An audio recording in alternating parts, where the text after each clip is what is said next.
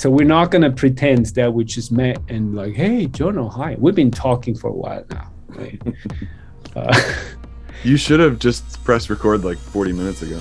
That's the problem with Zoom. You can't just surprise someone. You have to. Oh, because it does say you are being recorded. Yeah. So you can't trick people because. Right. I mean, I'm sure I could just probably record, screen capture the whole thing. Yeah. Maybe you were. Or you fool me, you know? Maybe you were. And I'll just tell you right now, if you release it, I'm fine. Oh, really? Okay. I don't give a fuck. All right. Well, it's official now. It's official now. Can't be fooled, man. So, yeah. Remember yesterday we had this brief conversation over text, right? Where I asked you, are you going to release your vinyl this year? What's going on? And then you responded to me, right, with this question about process, like should you do it all in the computer? Well, you want to learn another piece of gear, and that triggered all kinds of things in me. It's like, fuck. And suddenly we slipped into this existential conversation that we had prior to which we always do. Because we always did though too. Like we always did.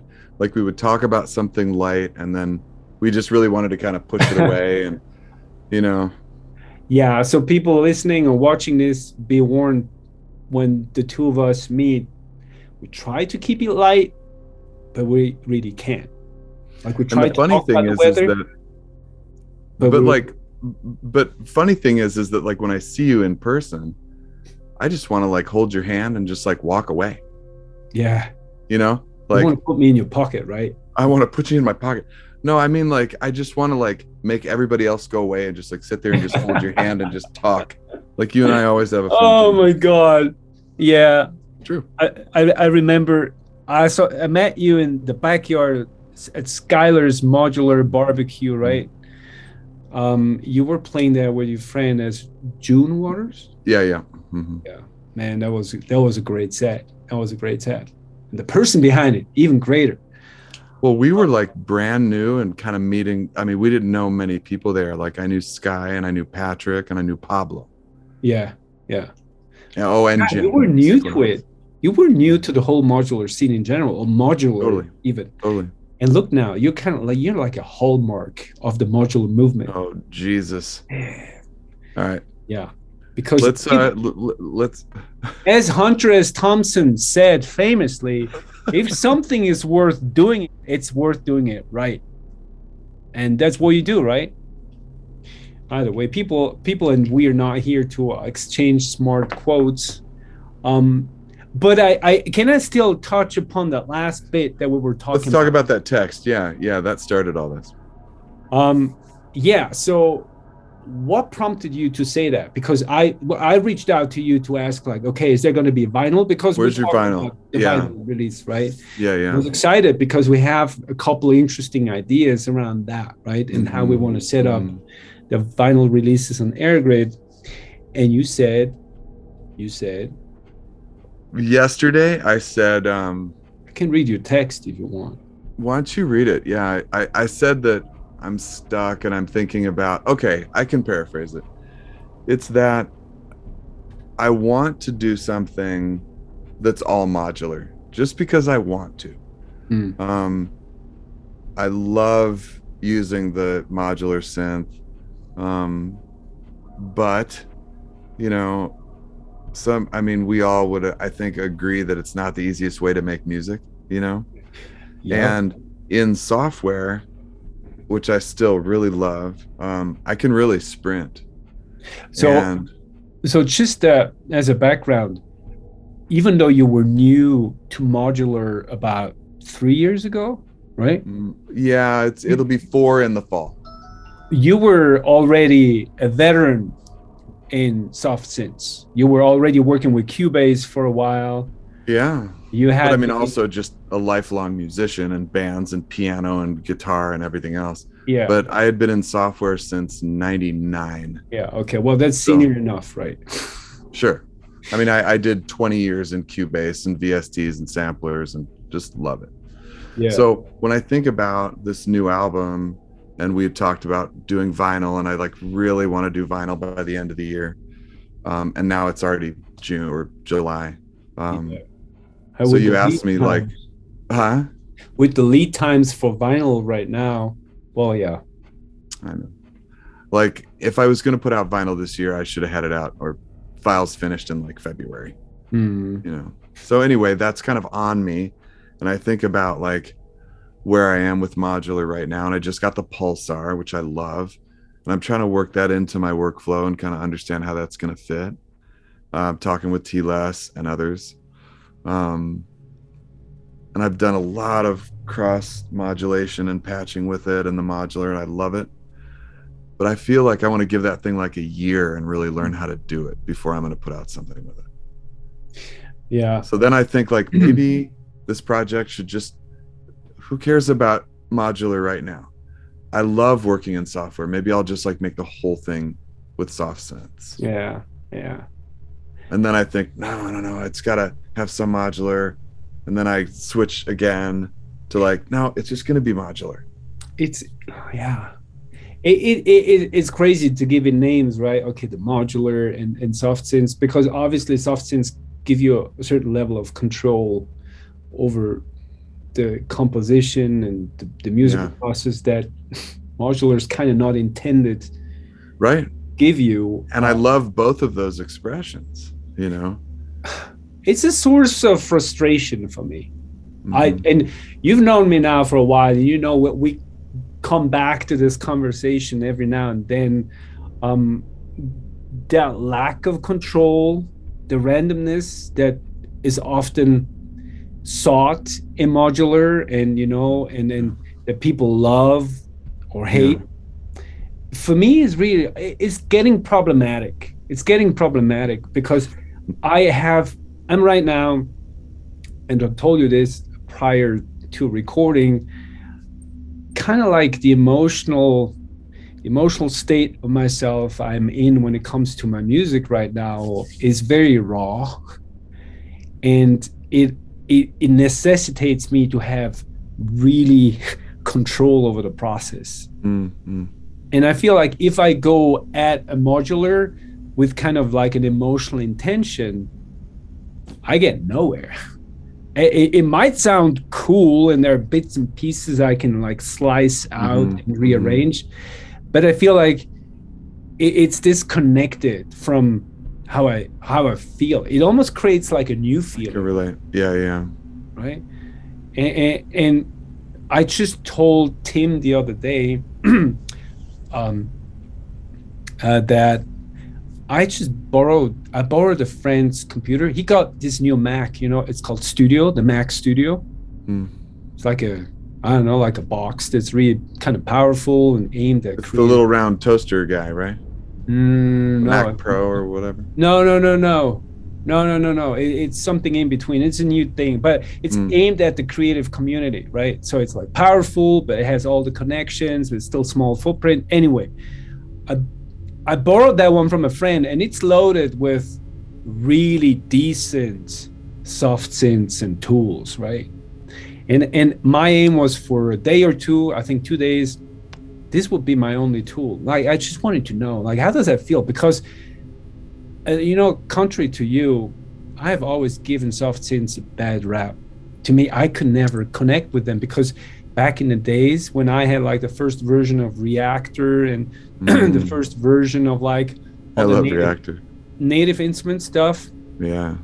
The UIs just fucking sucked. It was just, I could not get into it. Like it was, there was a distance between me and that screen. And now having that tool with me, man, Johno, I completely lit up. Like it was almost like everything was on my fingertips, right in front of me. You know, that screen in front of me, that trackpad and the keyboard, that's all I needed. It was right there. But here in the studio, everything is spread out. And sometimes I forget I have some tools there in the corner who, I should give a shot. I forget them because I'm just too lazy to turn around. I'm like, no, the piano should be just in front of me and that should be it. Right? And I'm I have to tell you in all honesty, I'm contemplating, you know, Don't do actually it. giving this a shot. But Because you do this, like you sell everything and then you get sucked back into it. So why not just keep it and then just do this other thing? You know, you don't need to clear it all out because then you're gonna want to make something else and a different thing, and then you're gonna have to buy all that shit again. you know, there's some fun in selling and buying shit, right? Like, I mean, let's be honest. I won't disagree. That's a whole different dark chapter. But see, like my issue in software, and you know, it's similar in modular, but it's worse in software, is that I have too many choices Yeah. of buying VSTs for 20 years. I've got it all. So, you know, with modular too, it's like we all know that it's easier in a smaller case because you've got less choices and you make, you know, you know. Yeah. But I just know in software though, I can sprint. I could really pound out some stuff that would be great and I'd be happy with it. But then I get it pressed on vinyl. It's not like I'm putting out records every year. It's putting out a vinyl is a big deal for my life. You know, always wanted to put out vinyl. So I'm probably not going to do it a whole lot. This is a big deal. So then I'm going to listen to it and be like, God, I didn't play any modular on that. God really? So the absence of a tool will make you regretful? Sure. Oh, that's interesting. Yeah, because I love it so much that to me it's, and we've talked about this too, that I get the use of the word tool. Yeah. I just don't quite see them like that. Like I accept that, like semantics, like yes, they are tools. I get that, but I would regret it only because I have so much heart in it. Yeah. That I don't see it that like you regret that you didn't use a tool. I would regret that I didn't express a major part of my essence right now. You know, whereas I feel like I can make computer music pretty easily. I know what it would take to create something in this that I really want, you know. Like you and I talked about a record with 2 long tracks, like per side. If that's a modular creation, that's going to be like my fucking opus if I can pull that off. So it will be also mostly improvisational? For sure. Yeah. I mean, I would have structure. I would go in with ideas. I wouldn't patch from scratch. Yeah. But I would have enough little like disasters to steer around. Yeah. Whereas in software, but see, listen, and this is why I don't use sequencers in Cubase, or I mean, it is a sequencer, but I mean, I don't sequence to stuff, is that I could make an hour worth of improv and stuff really easily. You still don't use any sequencers in your modular rack, or just a NerdSeek? No. NerdSeek has been gone for over a year. Oh shit. I have little sequencers, CV sequencers and stuff like that, but no big Battleship sequencer. And the way that I would record in Cubase and always have is same way. I hit record once I've got a pad or a sound or something I like, and I just improv for way longer than I would need. Yeah. And then I just come back and track under it. So there's no click track, there's no anything. I'm just kind of playing. And then I just stack up tracks and I pull things in and out and I mix like that. Are the sequences in your rack, are they all clocked from the same source or running? They are, yeah. So you have one master clock running. Benjamin is my master clock. I mean, which is not a clock, but that's how I use it. Oh yeah, that's quite chaotic. Can be. Yeah, I mean, there's a Turing machine in the middle, so you just choose when you want to lock on a cool loop and then hang out there for a minute, because I don't like loops. So I just hang out there for a minute and then come back and loosen it up again. But it sounds to me almost like those are two different sides of the same coin that you kind of can express. You can choose to express the more like conventional musical, composition, which happens through. I've never done that though. Ever. But like when you take the more traditional approach, you work in the box versus what modular does to you, because in this case, yeah, as you say, if modular is not a tool for you, modular is almost like a discipline or an art form, right? So it is the canvas, but also what you paint on it.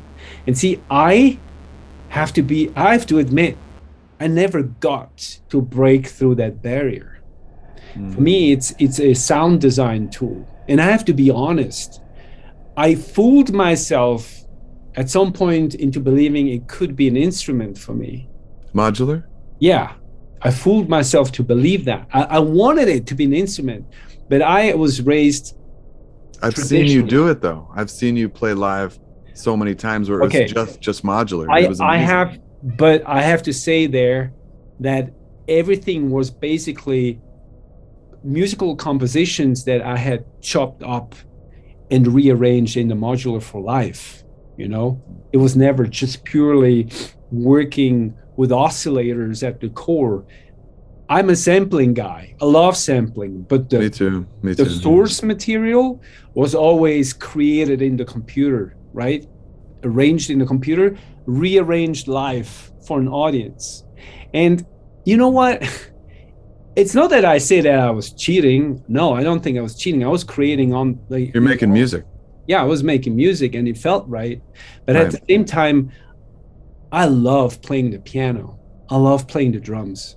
I love expressing a certain way through playing, the interaction with an instrument that is playable, you know, where I know if I hit C2, you know, it's going to be C2. And if I play 16th, it's going to be 16th. And it's here, it's at my fingertips. And that's but where you have synths there. I see them in the shot. You have synths. Yeah, absolutely. So you could play those, right? Yeah, and as a matter of fact, of course I do. You know, I record them into the sequencer. Like I hit record and I do real-time recording. I never use MIDI. I don't like MIDI. I like to play live into the computer and, you know, do all the modulation by hand in real time. And then I'm kind of stuck with that. If I change the patch, it's gone. That's all I have, whatever I recorded. I like that limitation. But I still kind of like the idea to have, you know, the focus on one master instrument that gives me everything, right? I get that, yeah. And back in the days, I don't know if you remember, but those ugly workstations that the different companies put out, right? You know, they were called workstations. With Pro Tools loaded on it and all that. Well, even before, you know, they had like a shitty 8-track MIDI sequencer. Oh, like the little Roland boxes that were like multi-track boxes. And sometimes they had a keyboard, right? Like there was the Roland W30, and there were like some infamous stuff. So it was the synth with a sequencer inside and some shitty effects. Right. And I remember, you know, those gave me a lot of peace of mind, because that was it. You had a horrible interface, like 8 buttons to control everything. Right. But you had your 61 or 76 keys. You had 8,000 MIDI notes. And now that was what you had to express whatever needed to get out. And, you know, I listen to those tapes every once in a while. I'm like, even though it's crap, it's like the production quality is... It's well done crap, yeah. Hideous, but man... I feel that guy, you know, I feel that guy. I hear that voice. I'm like, yeah, man, if only your tool was better, or if only that thing was, you know, the reverb was better, or that piano sounded realistic. Yeah, I buy that shit, you know? And oh, man, I just kind of long for that. I long for that. And I got distracted with so much in the last couple of years, and I'm like, oh my God, I have to be very careful, right? With this. Seriously. So. Have you played with the Lyra? Yeah, I've had it. Like 2 years ago. I got one. Okay. And because that seems like a kind of a halfway of what you're talking about, really tactile, but you can't hit it and hope for a C2. No, which I like at all, because it's very honest in that approach. And that approach is very honest. I got for the modular synth, I got the Polyend preset, Mm-hmm. which for me is a game changer. Like, I love that. The poly and preset kind of brings that level of control into the modular that I was longing for. So you have those stupid buttons, I think like 32 of them or something, and you can store 9 CV values per button. And you can jam to it. You can kind of like recreate things that are in your mind. It's not like, But do you like remember all the things that you programmed into the no, buttons? no, it's a problem. No. And Because as I get older, it's like, no. I see sequencers like that, and they literally give me anxiety. Yeah, I you look at have all to. those colored buttons, and I'm just like, fuck no, man. I can't imagine. Yeah, I'm just it's not smart like that. Like I need it really simple, you know? I mean, I know that I not every know. module can be one knob per function, but it helps me a lot, you know? Yeah, yeah, I know what you mean. And I really I admire how that balance that you strike between letting go, like you accept not having full control over the patch. Like it's gonna unfold. And at the same time, I still see you hold a leash. You still Mhm. have it on a leash. So there's this Sure. delicate balance between letting go and holding back, which I think really makes the energy of your more improvisational tracks. Where I get frustrated with that, I get frustrated. You need it to be more organized. Well, it's just like I'm kind of like, right, I'm not going to say that I'm a Boards of Canada kind of guy, but when I discovered Boards of Canada in like 1997, for myself, I was like, shit, these guys are writing the music I always hoped to hear, like the soundtrack to my life. The Yeah, me chord too. changes, Totally. just the subtleties, But There's there just was like, this like IDM slash melancholy that yeah, a lot of IDM didn't have. And I love no, IDM. me too. But that Absolutely. like Boards of Canada had that like heartbreaking, it was like melancholy with a little more. Oh, so much more. There's like, Yeah. and then all of this wrapped in this kind of mystic, Yeah. like there's this atmosphere of like not knowing exactly who's behind No, it. they were perfect. They were absolutely perfect. And so to me, it Mm, was like I never aimed at like imitating them. No, but I was forever enchanted, forever. And that's when yeah. I realized I'm a chords guy.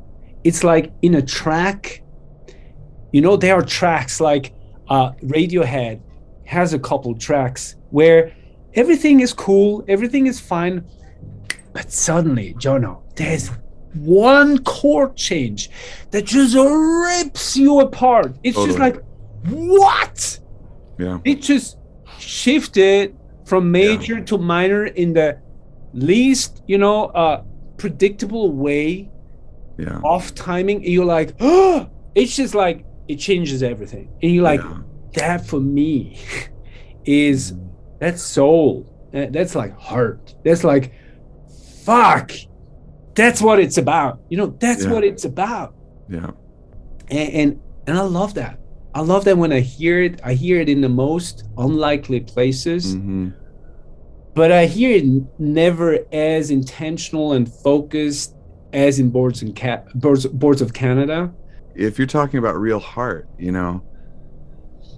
like I hear like very different from Radiohead, but think about some of the shifts in like Autechre tracks, Yeah, yeah. which can do that too, Oh where yeah, there's yeah, just super wound up, dialed up stuff that all of a sudden deconstructs, and then there comes that little melancholy Autechre melody, yeah, and yeah. like there's the heart, Some A stuff can get hundred so percent, tight and so wound up that a I think hundred it percent. does kind of get too brittle and fall apart. It's technically awesome and I love it. And some Autechre stuff, is like that where I Yeah, love it because it's them, but I don't care about it.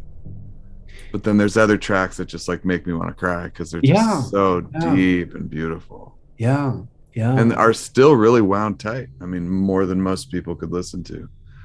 but they still got that Absolutely. thing. Absolutely. I mean, Autechre, I mean, we've also talked about this many times. Many It's like, times.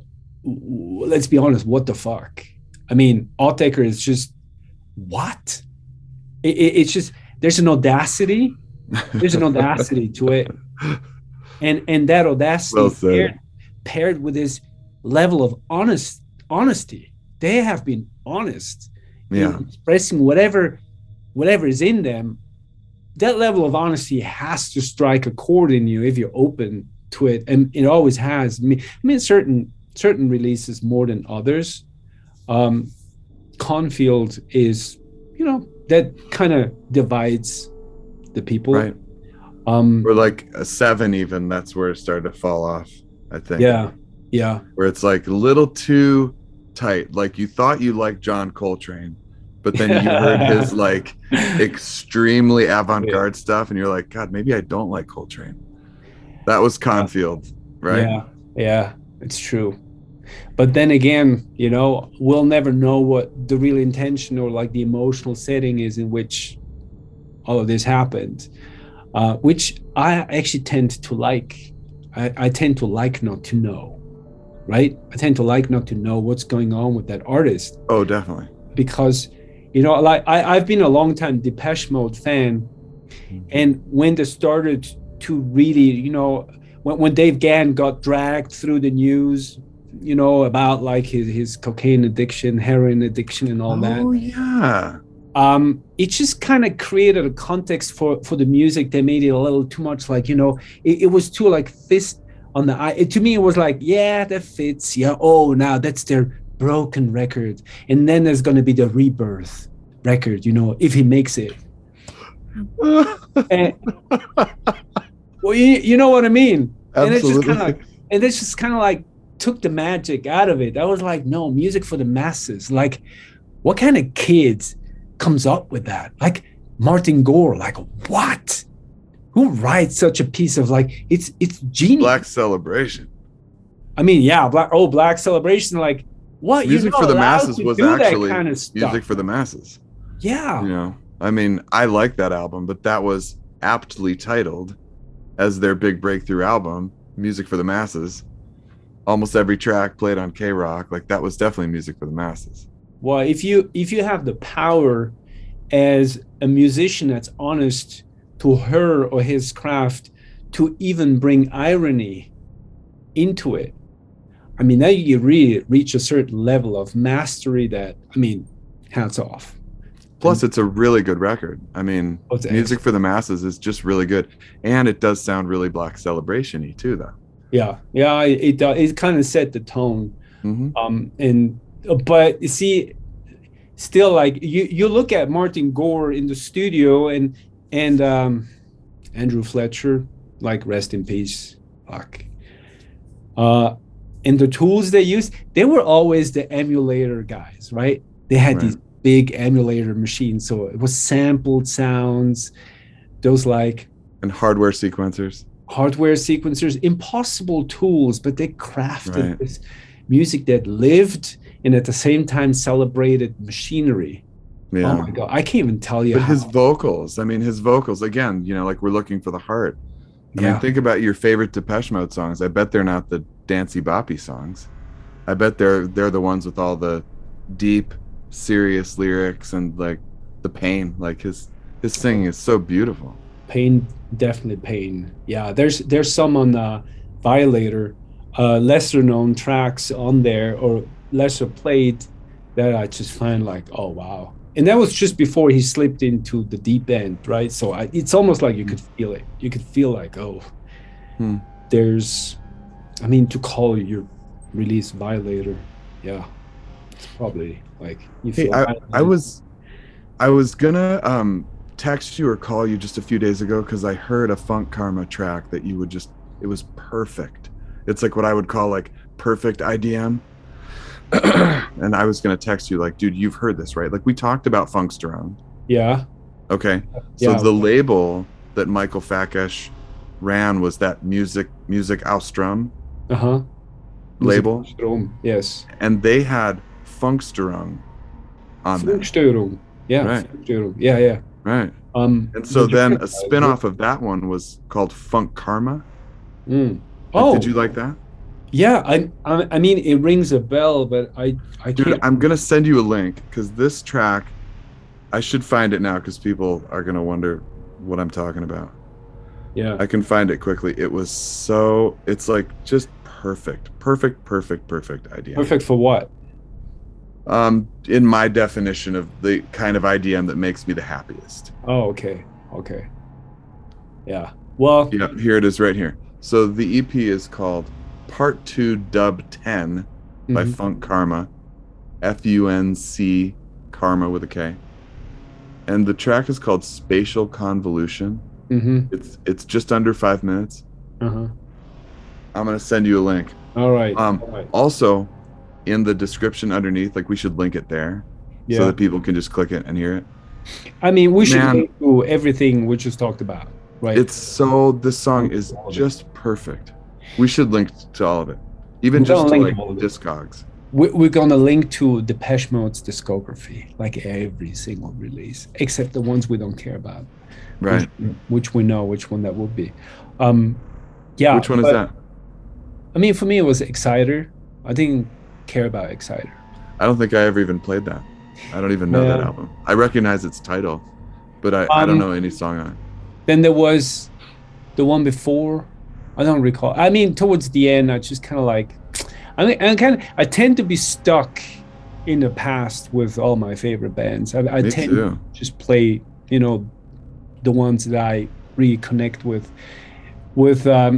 It's different with Boards of Canada. I just play everything across the bat. There's some too, like yeah. ups and downs I feel there as well, where I don't connect as much. But they really did keep their feel. Yeah. Yeah, Yeah. And, Yeah. and I always found it funny. There are not many interviews with them. As a matter of fact, there are maybe two. And mundane questions just don't cut it with them. Just like Autechre, they're just dicks. Yeah, it's just kind of like, Yeah. what the fuck, man? What? Why we call the track that way? Where it comes from? What? It comes from us. What? Okay, next Right. question. Right. In that respect, there's another act I need to throw in, especially with the conversation about soft synths and hardware synths also in processes. I have always been a huge fan of Plaid. Plaid. I knew you were gonna say Plaid. Fucking, Me too. I mean, I've seen them live so many times, and I don't know how many times I yelled at them to play my favorite track, and they did it twice. Which But was I've that? seen them like 6 or 7 times, and so like, what? Which track is that? I think you pronounce it Zeal. Is it Z? Well, Zeal. Zeal. Mm-hmm. I think it's off Spokes. Okay. It's the first one, man. I don't know, a spookier IDM track than that one, and it's composed in a way, the intricacies in how it shifts, and the melodies that come up, and how melodies even shift towards and against each other. I still don't know how they pull it off. I'm opening it in Spotify because I don't want to forget it. It's I know got Rest Proof Clockwork really well, Yeah. and I don't. Spokes was good, but the first one was the real double Wow. figure, or which one was the? Rest Proof Clockwork. Oh, that was the first one. Yeah. What is this song called? Lead or Zeal. And it has a spooky video by Mini Vegas. That the video also, like, it haunts you. There's Great. I'm gonna play this. Yeah. Yeah, Plaid was so good, and Black Dog, Black Dog. and all that yeah. stuff off of. What was this on? Was this Planet Mu or was it? Oh, this was Warp. Oh, Warp. 2003. Yeah. So can I just like? I think Warp sucks now. The what? I think Warp sucks now. I don't even know what they're doing.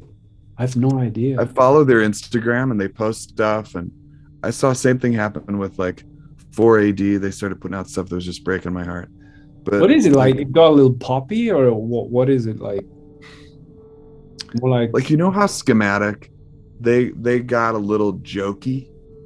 All oh, their stuff is kind of clowny and fun and wacky. It's fun to put out like wacky, like Otto von Schirach, right? Like OG Schematic guy, right? And his mhm, stuff was tight. mhm. And then it just got jokey and funny and kind of wacky, and it's cool to be wacky and ironic, and like that's where Schematic went to me. Oh And wow. Warp did the same thing, but on a mainstream level. Like Oh I wow. see Interesting. I see who they're putting out now, and I'm just like, that's cool. I know things can't just be the same forever. We need our same IDM forever for Johno and Olivier, but I mean, kind of, right? Like you're Warp, for fuck's sakes. I told you I live off the past, right? So I'm good. I You got and I all the both. records. Okay, speaking of the past, my wife and I were, this was before pandemic, but not long before. Mm, We were in Vegas, and because she grew up there and her sister's there. And we're at this piano bar where you can like request songs and they can play anything, right? mm. So we're, you pay a few bucks and they play something for you. And so we were writing down songs. This guy's, oh, another request from the Yacht Rock table. And I remember at the time I was like, fuck you. Like all these millennials look over at us and we're like the supposedly older people. And I'm just like, fuck you, man. And then this is about living in the past, all right? Mm. So we come back and we end up getting Alexa, the little, Amazon thing. And we get Sirius in there, Sirius XM. And all we're listening to, because it's the best station on Sirius, is a station called Yacht Rock Radio. Oh shit. There you So go. it was this name that like really offended me. But now I'm like, they've got it all there, man. Ambrosia, Hall & Oates, Fleetwood Mac, Boz Scaggs, Steely Dan. All right. Like I could listen to that stuff forever, man. That's my like 78 through 82 kind of soft rock. I love that shit forever, man. Like all I want is like that and 90s IDM and like 80s alternative, like Echo and the Bunnymen and Susie and the Banshees. Well, if you want to take it that far back, I can't really join you that far back, fortunately. But unfortunately, that's what I said. he's Sorry. like, fortunately, I that kind of fucking swallowed that It's not cool to like Ambrosia. I get it, I guess it is if you like it, but T-Less and myself, we like us some Enya. So okay. All right. Can't touch that. I couldn't believe like when you admitted that. It was on our Discord chat, right? Yeah. I think we talked about it also on some Zoom. You remember it was a question that I asked, like, that's right. What's something you're kind of embarrassed of? Or what's a guilty pleasure? A guilty pleasure, something that you put on when you feel a certain way and nobody's allowed to know about. That's right. You were like, I really like Enya, that Orinoco flow song. Dude. Like all of us are like smiling, like, oh yeah? Orinoco flow, Caribbean blue or something. It's just kind of like, I think I feel you, man. He gets, you gotta like what you gotta like. I know it's kind of like world music-y or something, but it just talks about better times or something, or hopes or something, or dreams or something that's falling apart that I can kind of relate to. I don't know.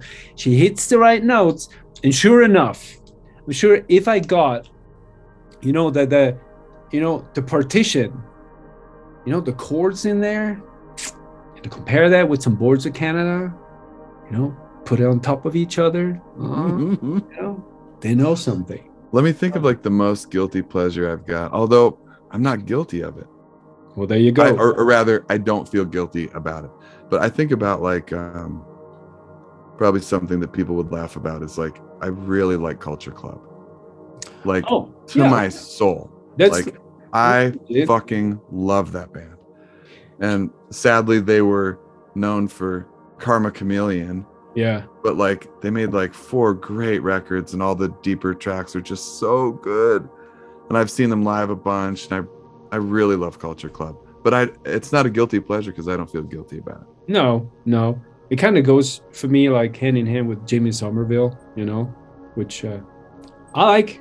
I I like. like Bronski beat a lot. Yeah. Oh yeah, I mean, it's got some good synth lines in there as well, synth basses. Hey, there's a great video which I bet you could find easily on YouTube, and there's this street musician, Uh-huh. and it's somewhere in London, and he's sitting out there playing, and he's singing some Bronski beats on, Nice. and up walks Jimmy Somerville No way. and joins him and starts singing, Oh, and like the guy almost loses his fucking mind, and he but does he make keeps it through. going. But he keeps Going, Like, and Somerville's awesome. singing with him, and it's like it's really beautiful. Dude. Another thing we'll It's link like below.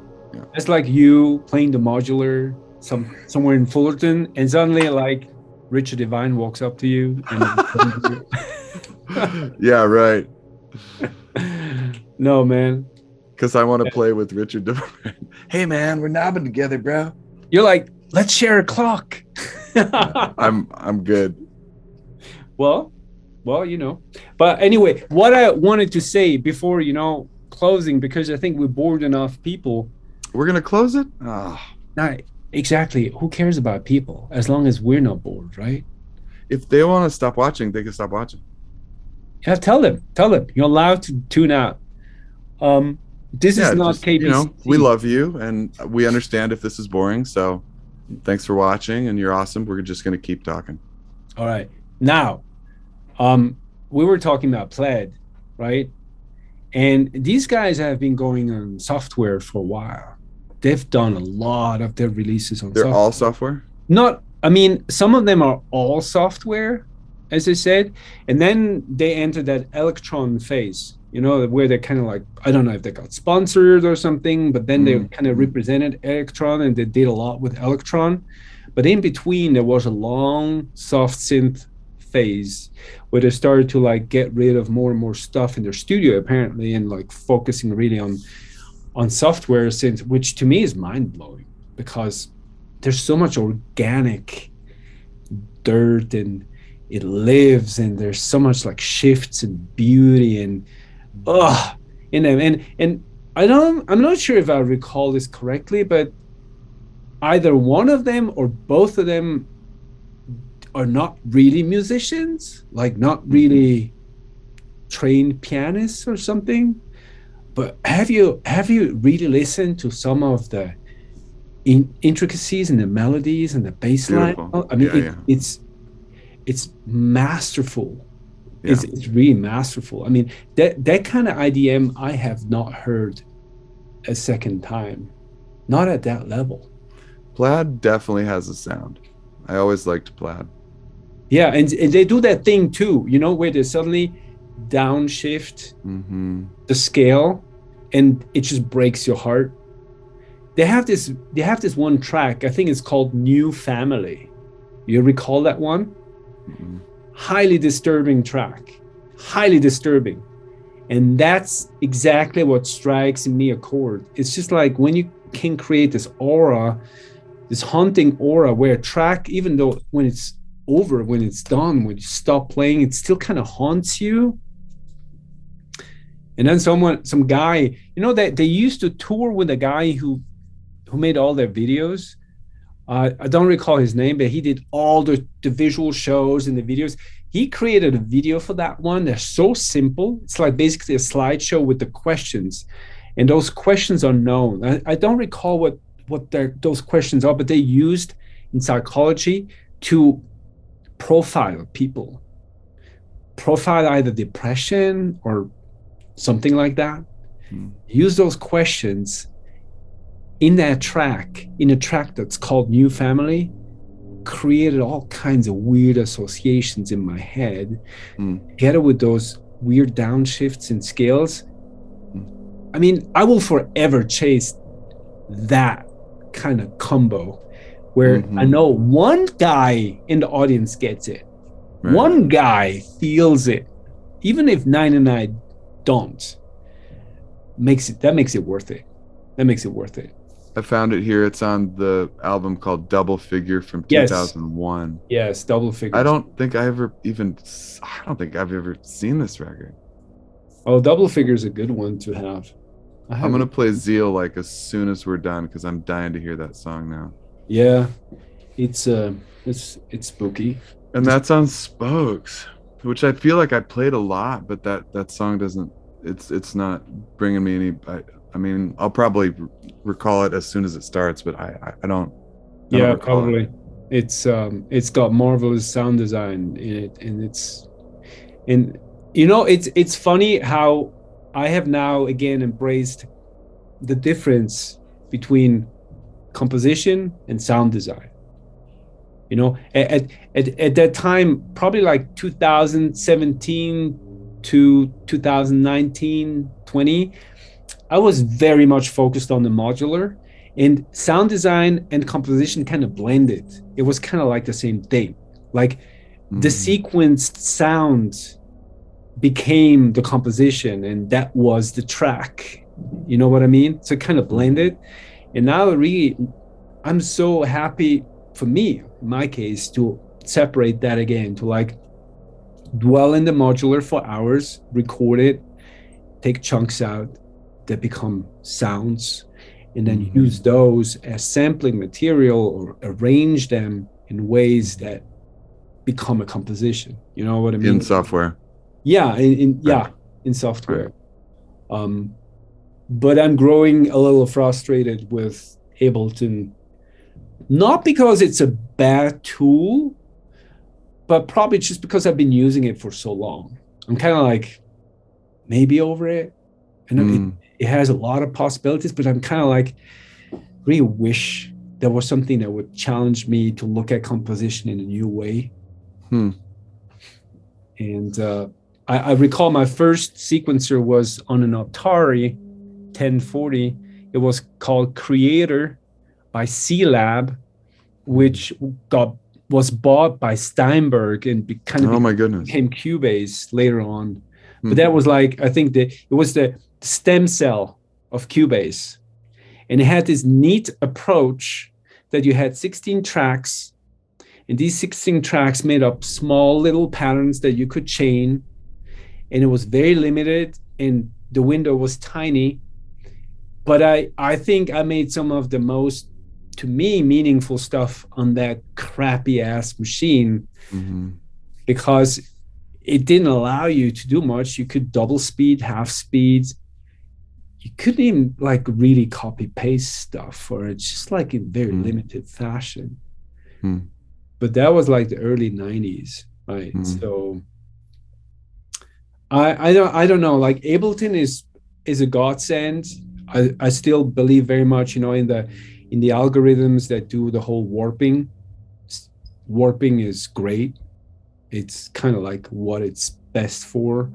Hmm. Max integration is awesome. I really use a lot of utility tools, Max utility tools like LFOs and things like that to kind of bring organic development into reverbs, and into flange and things like that.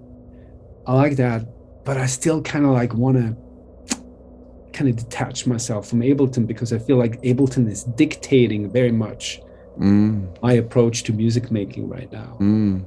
But maybe Just I'm gonna. is it so like loop based? No, I never use the session view. Never. I always use a range view. So I use it like a tape recorder. That's how I use Cubase. Yeah.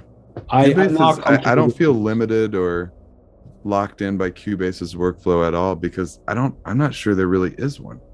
Like you load virtual instruments and you're looking at a big timeline and the rest is kind of Yeah. up to you. Like you can obviously quantize and play to the grid and all that Yeah. or not. That's really the only choice, you got to make. I mean, you can cut and make loops and stuff, but it's just not really made for that. It's Yeah. so open that it's just kind of like whatever it's back to you. Yeah. I And it mean, was the one, like you with Ableton, it's the one that I've used forever, and it's the one I've spent all my time in. So I've just kind of like that die was cast in like 90 whatever 8 or something mhm. when I first had Cakewalk and then Cubasis and then Cake. right into Cubase. I had Cakewalk on. Yeah, that's PC only, right? No, I was Mac based then. Oh yeah. Oh, okay. Then I had something in between. I think that was called Sonar. That Yeah, was I was Mac based until like 2002 or so, yeah. and then I started building PCs, and I've never looked back. It's funny for most of us, it's just the other way, right? It's just the other Mm, way. For me, at least, it is. But I have every now and then I have looked into Reaper, mhm. which is quite powerful. I'm not a huge fan of the UI, but Me man, either. um, Me either. but But you can Reaper's tell good. under the hood, it's got some serious firepower. And I mean, there's a version that's even like free, I believe. Yeah, it's free, but if you want the full version, it's only $60. Yeah, exactly. But I felt that Reaper was I mean, people might look at it at any DAW and feel the same way right away, but I felt like there was too Mm. much configurability. Hmm. Whereas I think Cubase is just like kind of, I mean, I don't want to call it simple because it is a massive program, Yeah. but Reaper was pretty deep. Hmm. That's awesome if you want a bunch of configurability, but I want an audio and virtual instrument sequencer. I just want to load up like 18 VSTs and track a whole bunch of shit, and like Yeah. it's my stuff in the computer is really not that complex. Right. There's not major symphonies going on here. Well, speaking of that, I mean there are some tools, symphonic tools like the Vienna. What is that called? Like a There's sample libraries, yeah. I like mean, Kontakt libraries. it's just mind blowing. I mean, it eats CPU power and RAM like crazy, but wow, they've really gone a long way. So good. I Seriously. mean, with all the intonation and like the details and the way, like the string libraries, how the bow is played, and so much expression in it. And if you combine that with MPE, it's just it has there's no end to it. There's It's no a end. rabbit hole. And I just the other day I watched a YouTube video with Deru, right? Deru. Um, How's it spelled? Deru. He's an LA artist. He's great. He made that release called 1979, I think it's called. I stumbled upon it by accident, and I've been in love ever since. And then for the next one, he went really far into soft synths. He used Falcon a lot, which is an incredible tool. Like I don't know that one. so deep, and combines it with MPE controllers that just add this layer of expression in the samples that he uses and the material that he creates. It's just like it's almost four-dimensional, which was always my problem with soft synths. Very often to me back in the days, it felt like cardboard, but like two-dimensional cardboard. And then when I turned back then, I had an Oberheim Matrix 6, which is a a terrible machine in terms of like the interface with the foil buttons and all that. And it's all digital, but inside there's this richness. And I was like, I'm never gonna go soft as long as I have access to those kind of tools. But now, as these things have not just grown together, they also grew into different directions. But those directions are amazing. Like at first, I feel like software companies try to emulate analog. Now they have become their own thing. Well, now they're just recording it. Yeah, but now it's like it's even something. It's something else. Like now it's like in a sphere where, okay, we don't even have to try to compare it. It's its own thing. Well, and some of it's just like computing, just file size kind of stuff. Yeah. Like I remember like when I first got Spectrasonic's Atmosphere. Remember that synth? Wow. Yeah. And that was like 6 CD-ROMs, not DVD ROMs. Yeah. And it's just a file size thing, man. Yeah. Because like I remember installing that and being like, this whole library is like 5 gigs. Yeah. That's amazing. And now Omnisphere is 60. and none of us give a fuck. Yeah. You know, because now, you know, we can have all this 32-bit amazing surround everything. And regarding sampling acoustic instruments, have you played una corda? Oh no, I have It's not. it's a Kontakt instrument, Yeah, and I it's read a about it. sampled prepared piano, Yeah, I heard about right? it. Mm-hmm. And every single key has, like, the interface is beautiful, first off, Mm-hmm. and you can like dial things like dampening and whether the string is broken or this or that, and it's because they sampled all those things. Yeah, yeah. So as you turn the knob, it's going into another velocity layer Yeah. of an actual sample, and that instrument is like 12 or 15 gigs, Wow. and we're just like, whatever, I don't care. I mean, it really, I mean, that is as much a blessing as it is a curse, because, you know, accessibility and possibilities and all that. I mean, I'm drowning. That instrument is amazing. It's amazing. Yeah, but I just wish, I always wish for people to like really embrace it in the context of like expressing something and not just, I mean, it's okay to doodle around. Don't get me wrong. It's great to just, you know, but that is to me its own separate thing. I get a lot of demo submissions where I feel like it's basically someone just browsing through their files. It happens.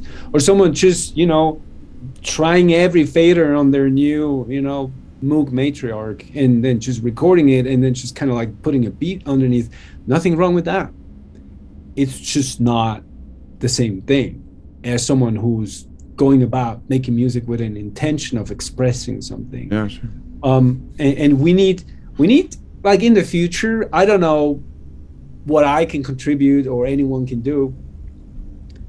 We need to kind of like make room for both. We need to make room for both, for exploration, for fun, for, you know, just for the sake of it.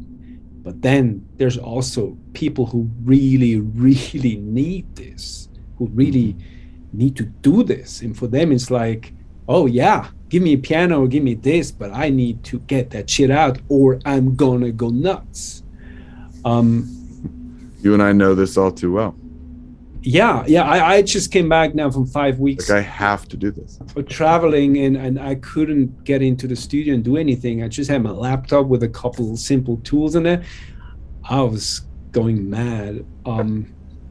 Mostly because like I felt like, the idea is gone. Like it was now. I should have access to my, which is bullshit, of course, but it's just excuses for. If I had the real tools, I could have expressed myself better. I mean, whatever those are. Well, you know, my head hurts. All right. My head hurts. Whenever I sit down with you, it's beautiful, but it's just too intense. It's just too much. That's why we don't see each other too often, because like we just create synchronicity and what do you call that? When wormholes and Symbiosis and openings into the multiverse. Well, if you and I lived closer, time and space, we would hang out more, and then every time wouldn't be so intense. Can we give people who are watching this a little context how far apart we live? Because we make it sound like we're actually on opposite ends of the world. Well, you're in Switzerland, that's why you've got the accent, and I'm in Southern California, that's why I sound like this. Okay, it certainly feels like that, but in fact, you're I'm like, what, 2 hours away from you? If that? Well, maybe a little more. Yeah. No, because it's just above Riverside, so it's 2 hours. Yeah. Southern California, nevertheless. 2 hours. Yeah. So, as I said, I was almost going to see you at Sky's house, but then you got sick. Oh yeah, fucking COVID. Dude, that man, I don't want to rub it in, but that was a magical day. Don't do it. I don't care. It was never so happened. good. Never happened. He told me already it never happened. It actually didn't happen. It's actually all just made up. It's a figment of your sick imagination, right? You didn't miss anything. Made it all sucked. You made it all up, just like you make up your record. Just make that happen. Make it happen. Make that record happen. I will. In closing, And there's that place that I mentioned in our Errorgrid meeting, whatever, that it was 7 to 10 weeks for deliverable of vinyl. what is it now? Is it still? I don't know. But it's that place in the Czech Republic, Oh yeah, which I used. well, they probably have other issues right now than Johno's pressing. It was 100 copies for $1,500 in 7 to 10 weeks. Awesome. So I could slide in this year. Well, we'll discuss that Okay. when we discuss it. For now, let's let the people off the hook. Let me off the hook. All right. Thanks I'm for done. watching, I'm everybody. done. We're gonna stop recording. But yeah, that was the first episode of our little studio talk, and I'm very glad we did it. Lots to learn for me, for you, maybe for someone else. Also, a lot to forget and a lot to look up. And I'm gonna make sure to post those links to whatever artists we refer to at the bottom, right? As Good they man. always famously say, hit like and subscribe. Oh, Jesus. Don't do any of And that. if you don't, who cares? If you like it, do it. If you don't like it, don't do it. Do whatever you want. All right, we'll see you next time. Thank you so much. From Errorgrid to the world. Bye-bye.